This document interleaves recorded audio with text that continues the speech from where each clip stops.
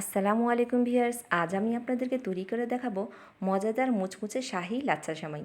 তো চলুন কি কি উপকরণ লাগছে আমরা দেখে নিই। প্রথমে নিয়ে নিচ্ছি বাদাম, আমি এখানে চীনাবাদাম নিয়ে নিচ্ছি। এরপরে নিচ্ছি নারকেল কোড়া, নিচ্ছি কাঠবাদাম, তারপরে নিলাম কিশমিশ। এরপর নিলাম আমাদের লাচ্ছা সেমাই, তারপর নিচ্ছি ঘি আর লাগছে চিনি। আপনারা এখানে বাদাম আরও বিভিন্ন রকমের বাদাম অ্যাড করতে পারেন। আমরা একটি চুলায় পাত্রে বসিয়ে দিলাম, পাত্রটির মধ্যে কিছুটা ঘি দিয়ে দিলাম। এই ঘিতে এখন আমরা বাদামটিকে ভেজে নিব। প্রথমে আমি চীনাবাদামটা ভেজে নিলাম, এরপর কিছুক্ষণ নেড়েচেড়ে বাদামগুলোকে ভালো করে নেড়েচেড়ে নিচ্ছি।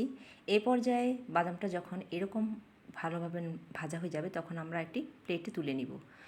এরপর আমরা বাদবাকি উপকরণগুলো ভেজে নিব।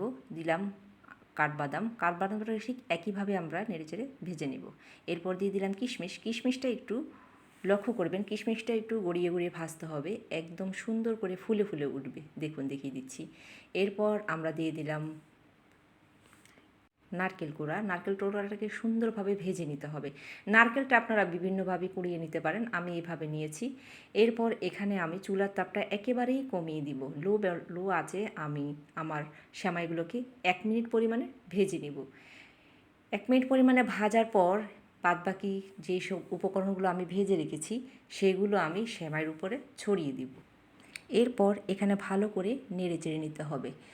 তার সাথে দিয়ে দিব আমরা 1.5 টেবিল চামচ পরিমাণের চিনি। চিনিটা আপনারা কম বেশ করে নিতে পারেন, এক একজনের এক এক রকম রুচি। আমি এখানে 1.5 টেবিল চামচ পরিমাণে চিনি দিলাম। চিনি দিয়ে ভালোভাবে নাড়তে হবে অনেকক্ষণ এবং লো ভোল্টেজ। ঠিক এই রকম একটি রং আসা পর্যন্ত আমরা ভেজে নিব। দেখুন কত সুন্দর মুচমুচে ভাজা হয়ে গেছে। এখন আমরা একটি পাত্রে তুলে নিব। এই ভাজা হওয়ার শেষ, আমাদের এখন তুলে দিতে হবে। আমি একটি প্লেটে তুলে নিচ্ছি এবং দেখিয়ে দিচ্ছি কতটা মুচমুচে, কতটা ঝরঝরা হয়েছে এই সেমাইটি। আপনারা এই সেমাইটি বিকেলে চায়ের নাস্তার আড্ডায় কিংবা অতিথি আপ্যায়নও করতে পারেন। ভিন্নভাবে, ভিন্ন স্বাদে খেতে খুবই ভালো লাগবে। নেক্সট কোনো ভিডিও দেখার জন্য আমন্ত্রণ রইল। ধন্যবাদ।